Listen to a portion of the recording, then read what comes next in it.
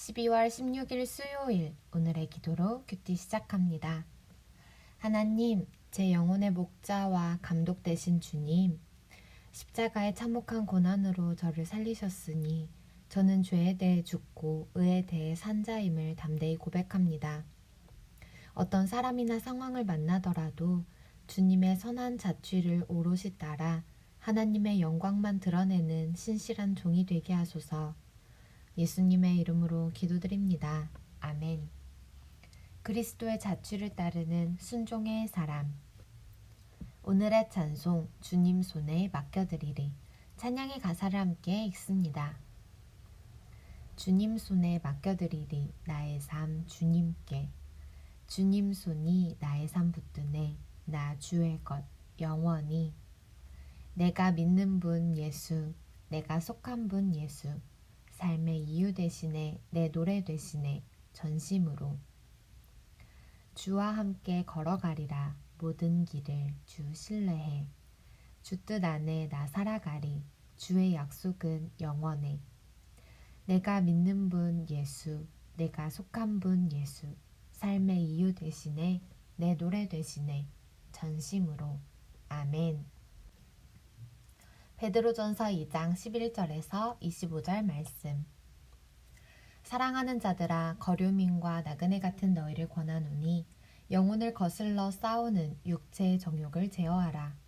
너희가 이방인 중에서 행실을 선하게 가져 너희를 악행한다고 비방하는 자들로 하여금 너희 선한 일을 보고 오시는 날에 하나님께 영광을 돌리게 하려 함이라. 인간의 모든 제도를 주를 위하여 순종하되 혹은 위에 있는 왕이나 혹은 그가 악행하는 자를 징벌하고 선행하는 자를 포상하기 위하여 보낸 총독에게 하라. 곧 선행으로 어리석은 사람들의 무식한 말을 막으시는 것이라. 너희는 자유가 있으나 그 자유로 악을 가리는 데 쓰지 말고 오직 하나님의 종과 같이 하라. 무사람을 공경하며 형제를 사랑하며 하나님을 두려워하며 왕을 존대하라. 사원들아, 범사에 두려워함으로 주인들에게 순종하되 선하고 관용하는 자들에게만 아니라 또한 까다로운 자들에게도 그리하라. 부당하게 고난을 받아도 하나님을 생각함으로 슬픔을 참으면 이는 아름다우나 죄가 있어 매를 맞고 참으면 무슨 칭찬이 있으리요.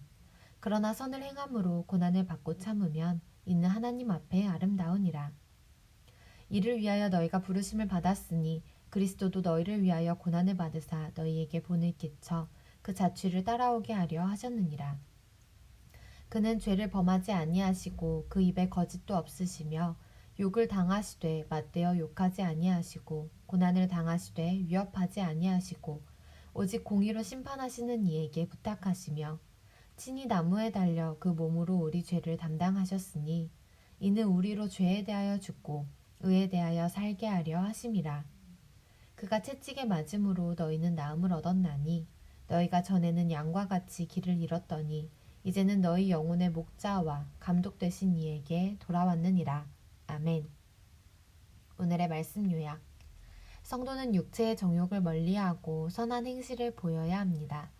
주님을 위해 인간의 제도에 순종하고 자신이 가진 자유로 하나님의 종으로서 살아야 합니다. 선을 행함으로 고난받고 참는 것은 하나님 앞에서 은혜입니다. 그리스도께서도 성도를 위해 고난받으셔서 그분 자취를 따라오게 하셨습니다. 본문 해설, 준법 정신과 선한 제도의 존중, 2장 11절에서 17절에 관한 내용. 성도는 세상에 살지만 이 세상에 속하지 않은 외국 사람이며 나그네입니다. 그러므로 세상의 비신앙적 욕망에 함몰되면 안 됩니다. 세상의 악을 하나님의 선으로 이겨야 합니다. 적극적으로 선을 행하면 비방자들도 양심이 깨우침을 받아 하나님께 영광을 돌리게 됩니다. 성도는 주님의 영광을 위해 세상의 선한 질서를 잘 따라야 합니다.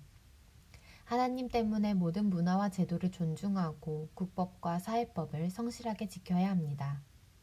그리스도인은 자유인이지만 그 자유를 주님과 이웃을 위해 사용하는 종이어야 합니다. 그리스도 안에서 사회 질서를 잘 따름으로써 이웃사랑을 나타내게 됩니다. 좋은 그리스도인은 신실한 사회인입니다. 잠시 멈추고 질문에 답해 주세요. 그리스도인이 국법과 사회제도를 존중해야 하는 이유는 무엇인가요? 밑에서 5번째 줄. 하나님 때문에 모든 문화와 제도를 존중하고 국법과 사회법을 성실하게 지켜야 합니다. 신앙을 핑계 삼아 사회인으로서 신실하지 못했던 부분은 무엇이 있나요? 우리 각자 삶을 돌아보며 이 질문에 답해 봅시다. 고난과 소명으로 승화하는 삶. 2장 18절에서 25절에 관한 내용. 고대에는 노예를 경시해 도덕적 권면의 대상으로조차 여기지 않았습니다. 그러나 베드로는 그리스도인 노예를 귀중한 하나님의 사람으로 보고 인격적 권면을 합니다. 그의 권면 자체가 당시에는 파격적 인간 존중의 행위였습니다. 그리스도인 노예는 주인으로부터 부당하게 고난을 받아도 하나님의 종이 되어 겸손히 순종해야 합니다. 이는 십자가 고난을 당하셔서 인류를 대속해 주신 예수님을 뒤따르는 제자의 길이었습니다. 예수님이 공의의 심판주를 의지하셨듯 그리스도인은 불의한 상황을 하나님께 맡겨야 합니다. 애매한 고난을 두려워하거나 원통해하지 않고 그것을 오히려 세상을 위한 사역으로 여기는 것이 그리스도인의 숭고한 사명입니다. 삶의 본질은 신분이 아니라 소명에 있습니다. 잠시 멈추고 질문에 답해 주세요. 베드로는 그리스도인 노예들에게 주인을 어떻게 섬기라고 권면했나요? 위에서 4번째 줄.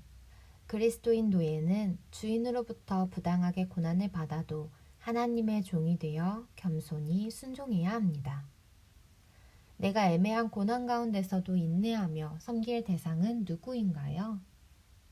우리 각자 마음에 주시는 감동과 깨달음을 따라 이 질문에 답해 봅시다.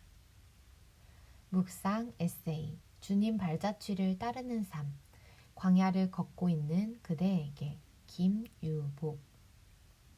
IBF 사역을 마무리하고 교회를 개척할 즈음에는 수입이 없었기에 아내가 글짓기를 가르치는 학원의 일자리를 얻었다. 인간 세상이 그렇듯이 강사들은 모여서 남의 말을 하곤 했다. 그때마다 아내는 그 대화에 끼지 않았다. 원장은 성실한 아내를 잘 보았는지 아내에게 강사들에 대한 불만을 털어놓았고 그럴 때면 아내는 강사들의 입장을 대변했다.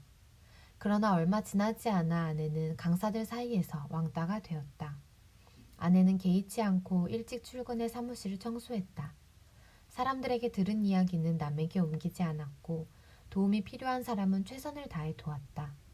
시간이 흐르자 사람들이 아내에게 고민을 털어놓기 시작했고 마침내 그들과 성경 공부를 시작했다.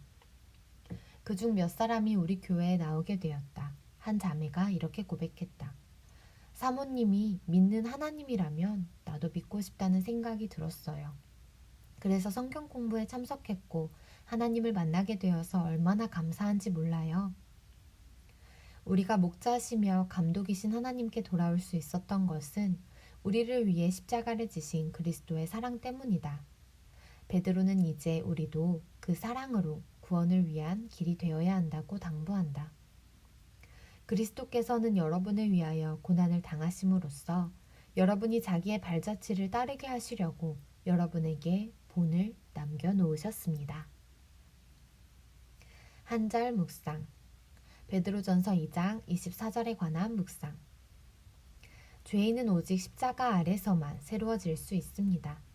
첫사람은 하나님이 금하신 선악을 알게 하는 나무의 열매를 먹고 불순종의 죄를 지었습니다. 죄의 대가는 죽음입니다. 그러나 하나님은 죄인된 인간을 포기하지 않으시고 새로운 나무를 준비하셨습니다. 바로 십자가입니다. 그리스도는 친히 나무에 달려 우리 죄를 담당하셨습니다. 십자가 아래 있는 자마다 죄에 대해 죽고 의에 대해 살며 영원한 생명을 얻습니다. 하나님의 자비에 우리 인생의 자리를 더 많이 내어드릴수록 하나님의 형상이 우리 안에 이루어진다. 코넬리아 마크. 오늘의 기도 드립니다. 하나님, 제 영혼의 목자와 감독 되신 주님, 십자가의 참혹한 고난으로 저를 살리셨으니 저는 죄에 대해 죽고 의에 대해 산 자임을 담대히 고백합니다. 어떤 사람이나 상황을 만나더라도 주님의 선한 자취를 오롯이 따라 하나님의 영광만 드러내는 신실한 종이 되게 하소서. 예수님의 이름으로 기도드립니다. 아멘. 어떤 사람이나 상황을 만나더라도 주님의 선한 자취를 따라 하나님의 영광을 드러내는 믿음의 신실한 종들 되시기를, 그런 우리가 되기를 간절히 소망합니다. 오늘의 큐티를 마칩니다. 감사합니다.